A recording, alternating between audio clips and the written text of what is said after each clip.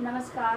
DElEd प्रथम वर्ष विषय हिंदी भाषा शिक्षण और प्रवृत्ता इकाई हमारी 5 चल रही है, लिखना सीखना। और इसके अंतर्गत आज हम बात करेंगे लेखन की प्रक्रिया। लिखने की प्रक्रिया किस प्रकार होती है। और चूँकि हम लोग प्राथमिक शिक्षा की बात कर रहे हैं, प्राथमिक उच्च प्राथमिक शिक्षा जो कि प्रदान करनी है इस प्रशिक्षण के बाद, तो विद्यार्थियों के अंतर्गत जो प्रारंभिक लेखन की अवस्था है उसका ज्ञान होना एक शिक्षक को बहुत ही आवश्यक है। लिखने की प्रक्रिया कहाँ से प्रारंभ करनी है, विद्यार्थियों को किस प्रकार लिखना सिखाना है, क्योंकि हम लोग ये चाहें कि हम अपने अनुसार विद्यार्थियों को लिखना सिखा दें तो ऐसा संभव नहीं है। विद्यार्थियों को किस प्रकार सिखाया जाता है इस प्रशिक्षण काल के अंतर्गत ही ज्ञात करना होता है। तो लेखन की प्रक्रिया के बारे में हम लोग कुछ बातें समझते हैं, उसके बाद उसको देखेंगे कि किस प्रकार प्रारंभिक अवस्था में सिखाया जाता है। तो लिखित रचना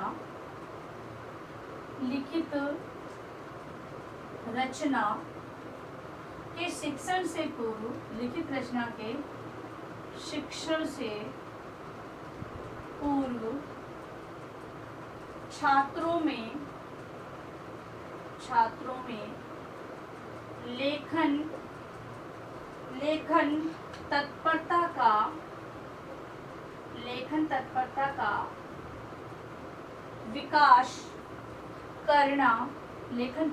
का विकास करना आवश्यक है।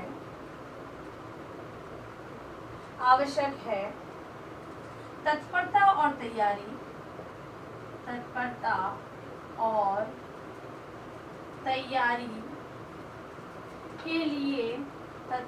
तैयारी के लिए हमें सरल से कठिन की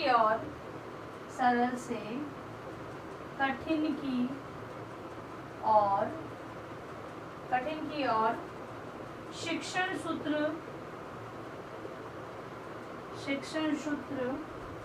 को अपनाना चाहिए।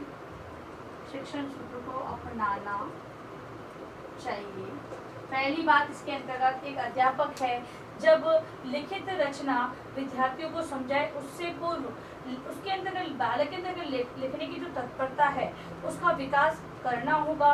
और ये तत्परता या तैयारी है अध्यापक को सरल से कठिन की ओर शिक्षण सूत्र पर आधारित चलानी होगी। इस संबंध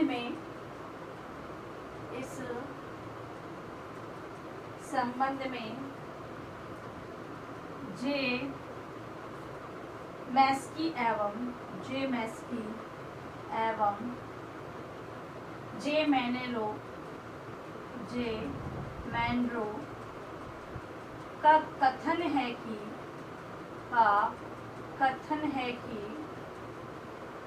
जिन वस्तुओं पर लिखने की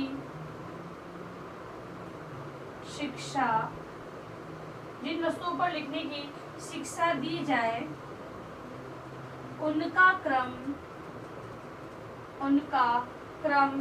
इस प्रकार रहे।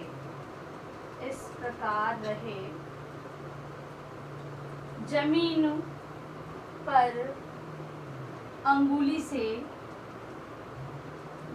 पर अंगुली से श्यामपट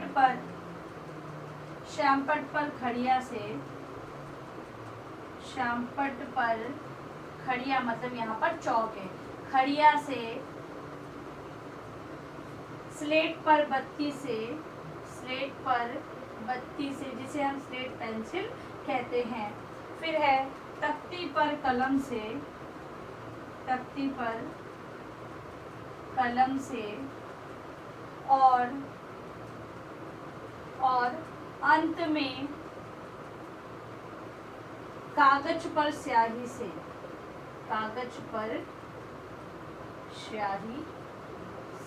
इस क्रम में विद्यार्थियों को लिखने की शिक्षा दी जाती है कि सबसे पहले जमीन पर किसी भी जो अक्षर है, आजकल तो ये प्रक्रिया चल रही नहीं है, लेकिन ये अवस्था के बारे में बता रहे तो सबसे पहले जमीन पर विद्यार्थियों को उंगलियों को घुमाना सिखाया जाता है।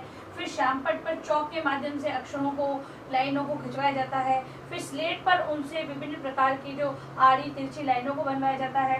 और फिर कलम द्वारा या पेंसिल द्वारा विद्यार्थियों को तख्ती पर लिखवाया जाता है और बाद में वो पेन से लिखना प्रारंभ करते हैं। प्रारंभिक स्तर पर शिक्षार्थी को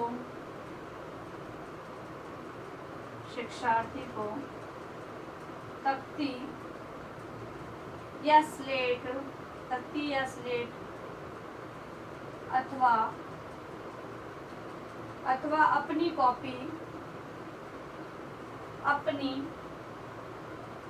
कॉपी पर वर्ण रचना का अभ्यास कराया जाता है। स्लेट तो बहुत ही आजकल कम हो गया, लेकिन कॉपी पर इन वर्णों को लिखने का अभ्यास विद्यार्थियों को करवाया जाता है। इसी क्रम में आजकल स्लेट पर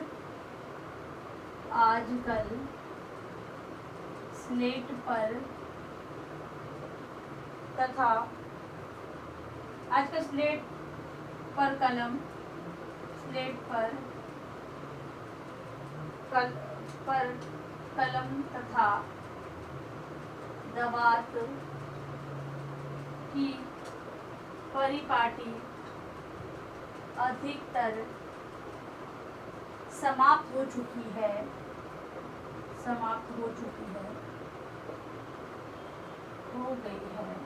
हम लोग सभी जानते हैं कि स्लेट पर कलम से या दवात से लिखना ये अधिकतर समाप्त हो चुका है। फिर भी अब तो बालक पेंसिल तथा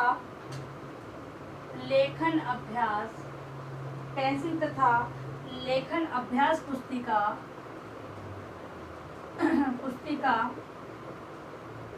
पर ही लिखने का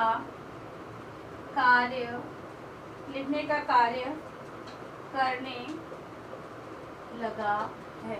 क्योंकि आजकल जो ये कहें कि चलन में ही ये चल रहा है कि बालक को प्रारंभ से ही पेंसिल पकड़ा दी जाती है और उन्हें अभ्यास पुस्तिका होती है, उसके अंतर्गत लिखना प्रारंभ करवा दिया जाता है, लेकिन वो उचित नहीं माना जाता है। पेन का उपयोग प्रारंभ में उचित नहीं है।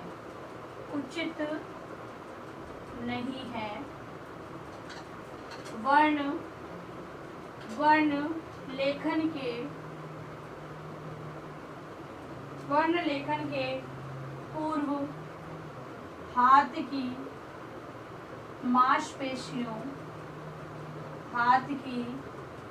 मांसपेशियों का इच्छानुसार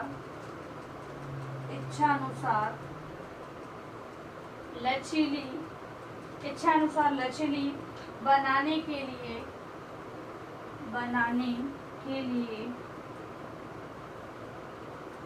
नागरी लिपि के मोड़ों का अभ्यास कराना चाहिए।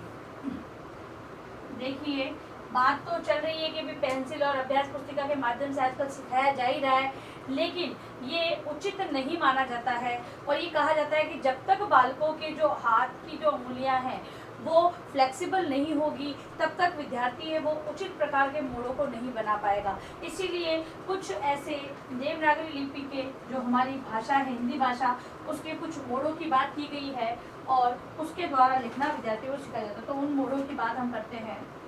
तो प्रारंभ में बच्चों को किस प्रकार लिखना सिखाना है, तो देखिए, सबसे पहले बालक को जो सिखाया जाएगा तो इस प्रकार की लाइनें बनाकर,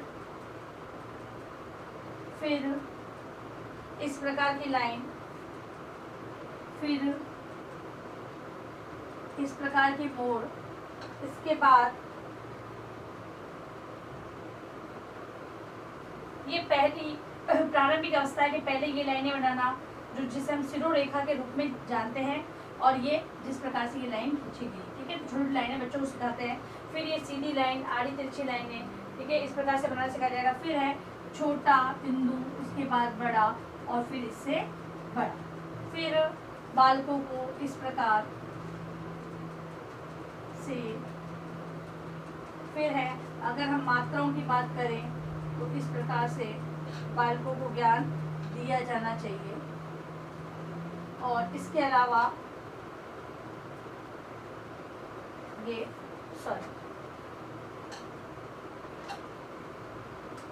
ऐसे, तो ये है इस प्रकार से विद्यार्थियों को लिखने के अंतर्गत प्रारंभिक अवस्था में इस प्रकार से सिखाया जाता है, ठीक है। तो इस प्रकार से लेखन की प्रक्रिया है, उसके अंतर्गत ये ज्ञान विद्यार्थियों को दिया जाता है। तो ये ध्यानपूर्वक आप लोग देख लें, क्योंकि परीक्षा में प्रश्न की दृष्टि से पूछा जाता है। देखो गृह कार्य प्रश्न, गृह कार्य में लिखें लेखन की प्रक्रिया को समझाते हुए नागरी लिपि के मोड़ों को बताएं, ठीक है।